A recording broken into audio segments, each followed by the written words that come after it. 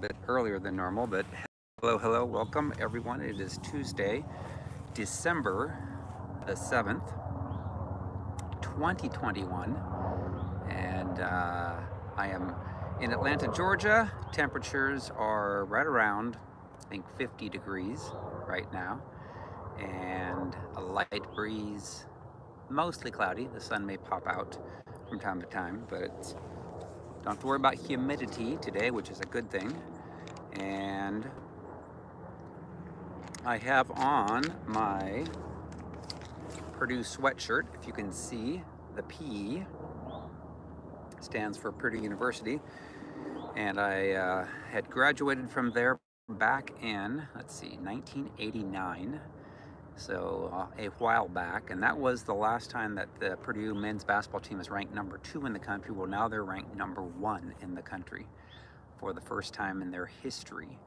Only 59 teams, colleges in the United States have ever been number 1 in basketball, men's basketball. So it's exciting time to be a Purdue Boilermaker. And let me go through my breakthrough tour. December the 14th, which is next Tuesday evening at 7 p.m. Eastern, I'll be on Atlanta Live TV, Channel 57, talking about my new book, Freedom from Soul Wounds and Demons. And there's a lot of people that are reading that book that have learned the correlation between when they get hurt, when they get wounded, when they're little, and how it affects them today. How they have thoughts and memories of those traumas, of those wounds, from how they were talked to, how they were treated by their dads, by their moms, by their step-parents, sexual violations, and how demons have legal rights. That's how they gain entrance. Part of the way how they gain entrance is when we get hurt, we get wounded, and we don't know how to deal with that when we're kids. So I explain in the book how to get delivered, how to get healed, and so that you don't have all those negative thoughts anymore, and you have a lot more positive thoughts, a lot more joy, a lot more fruit of the Spirit, and it's a good thing when you can truly be free, because there's so many people that attend church that are not freed, that are tormented by their demons, and they need a resource to get healed and set free and delivered. Unfortunately, too many churches don't know how to do that. Too many people either yell and scream at the people, trying to get the demons to leave, which they don't leave because you yell and scream. I mean, when's the last time Jesus did that? He didn't yell and scream. He spoke, took his authority in Christ. He knew who he was. He did interrogate the demons on occasion, asked them what their names were. Remember the guy that had legion? So I put all that in the book and help people to read it, and then give you a ability to where you can yourself get your wounds healed, where you forgive people who hurt you, taking away part of the legal rights through the unforgiveness, the anger, the bitterness. Then there's also other legal rights I list in there, like pride that always comes in, and things that we may have as idols before the Lord that gives legal rights to those demons. So anyways, December the 26th, Worldwide Deliverance Session. That's the day after Christmas. And then that's on Facebook and YouTube, free. January 15th, Atlanta Marriott Perimeter Center in Atlanta, Georgia. January 29th, Marriott Birmingham in Birmingham, Alabama, a breakthrough event. Again, at those events, if you've never been to one, what I do is basically do what I do online, but I do it in person. And you know, there's people that say, well, I can't come to those events. Well, that's fine. If you can't, just watch them on Facebook and YouTube. All you need to do is to get the revelation and the understanding in your spirit of how this works. All you need to do is, when you come out of agreement with any legal rights that demons have, then you're going to have a lot more peace, joy, and fruit of the Spirit. Those that attend, yes, we've seen a lot of great results. I wouldn't do them if they didn't. You know, but it ultimately comes down to the individual of the person. Do they want to forgive people who hurt them? Do they want to still be angry and bitter at people? So it's up to each individual. Jesus could not get delivered everybody. I'm sure he would like to have, but fortunately, God gave us free will, which can be a good thing or it could be a bad thing. So the Pharisees and Scribes, not every one of the Pharisees and Scribes, not all of them were evil, but those that were evil, that were prideful, wanted to kill Jesus. They hated him. and Jesus couldn't get them delivered. So why? Because they had a legal right. They had their free will. You can choose to keep demons. That's why we deal with husbands and wives and trying to get healed and delivered, both. And if one person refuses to take responsibility for their own selves, then we cannot get them delivered. It's up to them. So, but I explain the truth, and we give people opportunity. And Jesus wants them all delivered, but they have a free will to choose if they want to be freed or not. They want to forgive or not. They want to own their own and be responsible for their own stuff and their behaviors that are negative or not. If they want to blame all of their stuff on their spouse, which is what people typically that struggle with Jezebel do, is they blame their bad behavior on their spouse. They make them a scapegoat, which is what we're talking about today. In fact, this is the first time I've ever talked about scapegoats, and it's amazing when you actually understand how people with demonic spirits make people who are normally more loving, more kind, more gentle, a scapegoat, and how they try to pin their sins and their bad behaviors on a person that's more gentle, more loving, more kind. So I'm excited about teaching on this today. Let's see, what else? January 30th, Worldwide Deliverance Session. February 19th in Orlando, Florida. Courtyard by Marriott in Lake Mary, which is just north of Orlando.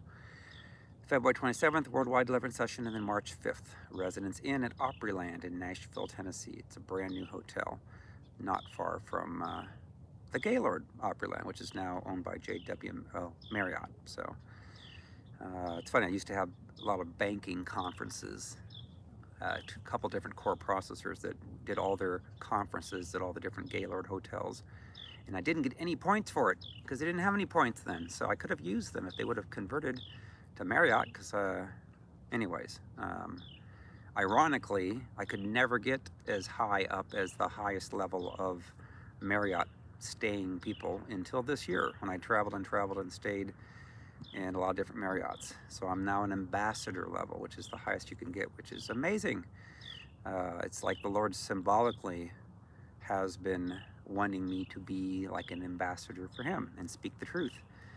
And a lot of people in churches don't want to speak the whole truth because they're afraid of what people might say, or they're afraid to tell people that they might be oppressed or affected by demonic spirits in their thoughts, in their minds, causing them to behave in ways that are not good. So, all right, so here we go. Are you a scapegoat, or have you ever been scapegoated? And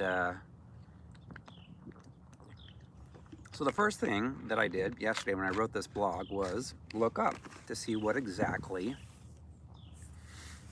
Google might come up with as far as a definition of scapegoat. And actually Wikipedia is what I went with. Wikipedia listed two different definitions of what scapegoat meant. The first one, they said, is a person who is blamed for the wrongdoings, mistakes, or faults of others, especially for reasons of expediency. So how many people do we know, especially in today's world, where you have people that are the real people of doing evil and corruption that will blame another group? We see that in, racial tensions. We see that in Republicans and Democrats. We see that around the world where there are people that are really doing a lot of evil. And I'm not saying that, Republicans are not capable of doing evil, because they are. There's a lot of Republicans that are doing wrong that need to get healed and delivered. Everybody needs healed and delivered, is the truth. But typically what the Democrats stand for, what you see what's going on in the world right now, is not good at all. It's trying to take down a country from the inside now. So anyways, what happens is when a person that does wrong and is doing evil things, is they'll try to put the blame on someone else. And that's very common. You see that in families. So the second definition of scapegoat talks about the Bible definition, which is when a goat is sent into the wilderness after the Jewish chief priest had symbolically laid the sins of the people upon it. And I have a very good friend that told me what they did in those times back in the Bible is that they would essentially take blood and put it on, I think, the head or forehead or something of the goat. But they would have a person that would walk the goat out into the wilderness, like deep out in there, so that they could never get back. And the goat had to die. It was not gee, if the goat can somehow find their way back from the middle of nowhere in the desert, 3 days, and survive, then they get to live. No, the goat had to die. So they had somebody that would follow the goat, and if the goat was still alive, they would like shove them off a cliff to kill them, or they would just make sure that the goat would end up, wilting and not having any water and dying in the desert. So it's a very sad death for an innocent goat, sadly. And I'm going to read Leviticus, because this is where it came from. Leviticus 16, 6 through 10 says, Aaron shall offer the bull as a sin offering, which is for himself, and make atonement for himself and for his house. He shall take the 2 goats and present them before the Lord at the door of the tabernacle of meeting. Then Aaron shall cast lots for the 2 goats, one lot for the Lord and the other lot for the scapegoat. And Aaron shall bring the goat on which the Lord's lot fell and offer it as a sin offering. But the goat on which the lot fell to be the scapegoat shall be presented alive before the Lord to make atonement upon it, and to not let it go as the scapegoat, and to let it go as the scapegoat into the wilderness. So ultimately it would die out in the wilderness. So how does that relate to today? And who are scapegoats today? In families, many families, not every family, but many families, most of them that need deliverance, which is majority of the families that go to church need deliverance. But today there are many people in the world who have been unknowingly selected to be the scapegoat in their family and in their other relationships in life, such as could be in work, marriages, church, ministerial relationships. So if you are constantly blamed for things, and I'm talking about people who are doing what the Lord would want them to do, or they have a good heart and they're attempting to do with the Lord. I'm not talking about people that turn into Jezebel because they were hurt by their father, by their mother, and they end up doing a lot of evil things, and they don't have a good heart yet. They're very prideful, they're very arrogant, which comes about because of being hurt when you're growing up. But I'm talking about a person, and that doesn't mean that they're sinless whatsoever, obviously, but it means that they have a heart that they really love people, or they have a mercy heart, and or they want to stand up for good. They want to stand up for things that are true and righteous. They can't just turn the cheek, look the other way. Talking about those types of people. So in a family situation, the scapegoat carries the sins of their own family, which typically have many members in the family who are unhealthy, toxic, dysfunctional, demonic, having demonic spirits that would cause them to be prideful and arrogant and judgmental, harsh, mean, think that everything that they do is right, and if you don't agree with them, you're wrong. So for instance, dad is an alcoholic or a sex addict or an aggressor, prideful, while mom is his enabler. Or mom is the one that's angry, controlling, belittling, prideful, demanding, sexually impure, and dad is her enabler. So the family is expected to do what? To deny the truth of their parents' dysfunction and to hide it from the public. Keep their dirty laundry buried in the backyard, per se. So what the toxic family members will do is to label one of their children the problem child and blame everything that is wrong with the family upon that child. Understand that. So the scapegoated child can do no right in the eyes of the toxic family members. The scapegoated child is typically compliant and selfless and has more of a mercy heart, who will do anything to try to help their toxic family members' demands to be served in order to gain acceptance or some type of a love, which is not unconditional love by any means. It's conditional love, as long as you do what they say. So the parent who is most demanding will usually make another child in the family the golden child, or the hero of the family who can do no wrong.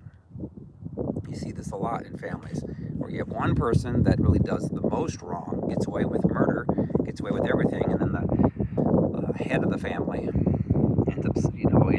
ends up blessing them for everything, looking the other way, tolerating that, and then those or the family member that's the scapegoat, who tries their best to be as godly as they possibly can, is trashed, and then they put that wedge between the children. And I do this. I do sessions with people every week, and I see this a lot, where a person that has been like a scapegoat or one of the scapegoats, and they have one family member that can do no wrong. And what does it do? It causes animosity. It causes pain, and that's the goal of the demons in the parent that is inflicting the decision to anoint one the golden child and the others problem children. It really hurts those that they would look down upon the problem children and call them that. You're bad, when they have a person that is very prideful, very arrogant, get away with anything, and is the golden child. So since children will sacrifice themselves unknowingly for their parents, both children will mold themselves to meet the toxic parent's needs. The child that is the scapegoat will work tirelessly to try to earn the love of their demanding parent, but never achieve anything but blame and shame. The scapegoat will often struggle to make sense of their overly harsh and unfair treatment, and then just agree to become the suggested role of the, quote, troublemaker, which leads to a struggle for that child, the scapegoat, oftentimes with a lifestyle that could lead to smoking, drinking, partying, sex, drugs, or other problems. Then the toxic, demanding parent will hold up the golden child to show what wonderful parents that they are, and that the family is a good, well-functioning family unit when it is anything but. They point at the scapegoat as being the source of any trouble in the family to distract outsiders from the fact that one of the parents, or both, are the actual problems. Oftentimes, both parents are the problem because they both need healed from their soul wounds and delivered from their demons. So, just who is the most likely to be the scapegoat in the family? The truth teller. If there's a child who actually speaks up for themselves and labels the problem as being the truth of what and who it is, then they are likely to be called the scapegoat. The child who pipes up and says, "Dad isn't sick, he's drunk," or "Dad is not faithful," looks at pornography and cheats on Mom, or Mom is not a real godly woman like she portrays at church because she yells and screams at home and behaves crazy, will tend to be the scapegoat in an attempt to discount what the parents are saying. The other persons that will be considered a scapegoat would be the strongest, the actual strongest person who's spiritually strongest or mentally. The scapegoat is ostracized by the family and stated that, quote, they just can't get along with anyone, just as the biblical scapegoat was driven out into the desert with the sins placed on them. They also have to carry the sins of the entire family. This takes strength. The scapegoat typically goes through life alone and does not receive any healthy support from their family. If they remain in the dysfunctional family of origin, they will typically continue to be scapegoated. So it's a lonely life.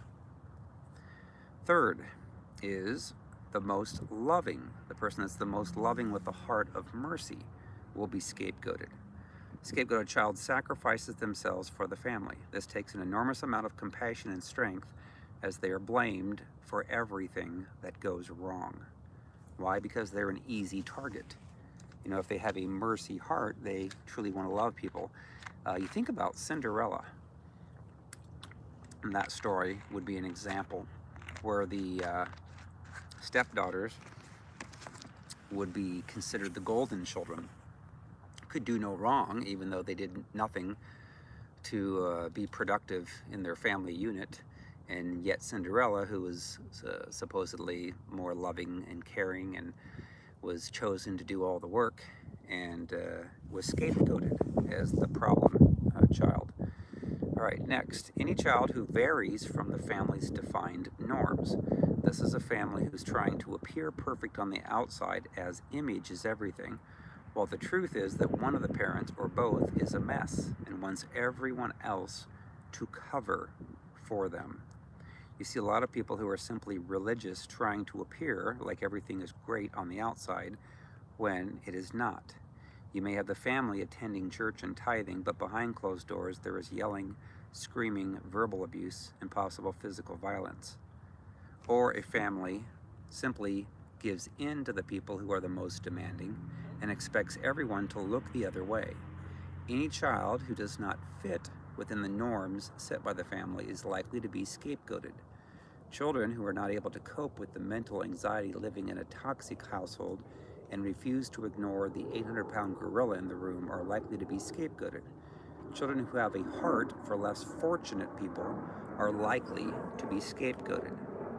Children who reject the family's religious or political beliefs may be scapegoated. Any child who deviates from the family norm can then become the target.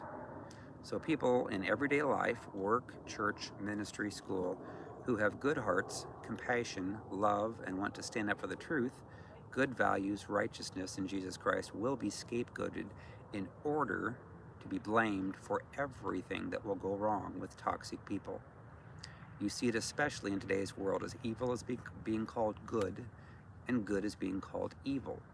You see it in many marriages where the more demanding, mean, prideful, and sexually impure spouse scapegoats their loving and kind spouse who is blamed for all their evil.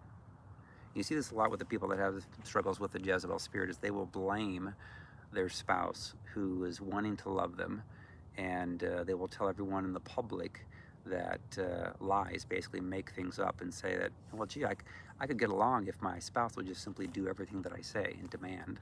They won't say demand, but they'll say, they'll scapegoat and blame everything on the more loving and compliant spouse, which typically doesn't even speak the truth of the evil that is done to them by the mean spouse. The mean spouse will come up with things and make things up to try to sell their lies, whereas the person that's abused, tends to just take it and take it and take it and keep it quiet until they finally are asked what the truth is, and then they finally speak the truth. So, if you choose to be aligned with Jesus and good, then you will never be able to get along with those who are aligned with Satan and evil. Those who are evil will declare that you are the problem, that you cannot get along with anyone, that you are a troublemaker because you won't just keep your mouth shut and give in to their evil demands. So Matthew 10:34-39 says, "Do not think that I came to bring peace on earth. I did not come to bring peace, but a sword. For I have come to set a man against his father, a daughter against her mother, and a daughter-in-law against her mother-in-law. And a man's enemies will be those of his own household. He who loves father or mother more than me is not worthy of me. And he who loves son or daughter more than me is not worthy of me. And he who does not take his cross and follow after me is not worthy of me. He who finds his life will lose it, and he who loses his life for my sake will find it." So, understand that the ultimate scapegoat was Jesus Christ. He took all of our sins upon him. He died on the cross, and one of his last words that he stated was, "Father, forgive them. They know not what they do." Do not allow yourself to be brainwashed into thinking that you are the bad one in your family or church or the workforce when you are bold and you stand up for the truth and righteousness and call them out for the lies and evil and sin that they are in. Yes, you will be persecuted because Jesus was also persecuted, as well as his disciples and everyone else who did what God called them to do. Do not bow down to the demons and other people. Do what God tells you to do, and He will be proud of you, and you will receive a great reward from the Lord. So, what I will say in conclusion of all this is essentially those who have been persecuted and scapegoated the most, when they are able to get it and understand that it's just those people have not been healed, have not been delivered, and are just they're very similar to the Pharisees and the Scribes, and they're evil until they get delivered. Uh, when they understand that and they have forgiven those who have hurt them, then typically they can be used as one of the strongest people in an anointing from the Lord, because they have endured so much persecution. And so even though people don't like to be put down, to be scapegoated, to be lied about, and to be told to shut up and get in line, and actually stand up for the truth, the Lord recognizes it. And the Lord, when you have been healed yourself, when you have been delivered, you will have a very, very, very strong anointing. And then you can actually help other people get healed and delivered. Now, there's a lot of people that are in the church today that need healed and delivered. Every single leader, every single pastor, every single pastor's wife, worship leader, deliverance people, everyone needs to be healed and delivered. Healed from their soul wounds, forgiven people, taken the legal rights away from the demonic spirits, and then be able to enjoy their lives and to do what God's calling is in their lives. And there are, again, way too many people in the church that have never gone through healing and deliverance, and would have so much pride that they wouldn't even think that they would have any problems with themselves. And they will oftentimes scapegoat their spouse, create a scapegoat in their family, a child, and hurt them and hurt them and hurt them over and over again. So that is the message of the day, is now that hopefully you're aware of what it means to be a scapegoat and how it works, do not, allow yourself to be brainwashed into believing that you are what the people who truly have strong demonic spirits would tell you that you are. And it can be a mind game. You might think that, oh my gosh, everybody tells me I can't get along with people. But if you think about Jesus, he couldn't get along with those who had demonic spirits. He would speak the truth. They would hate him for that.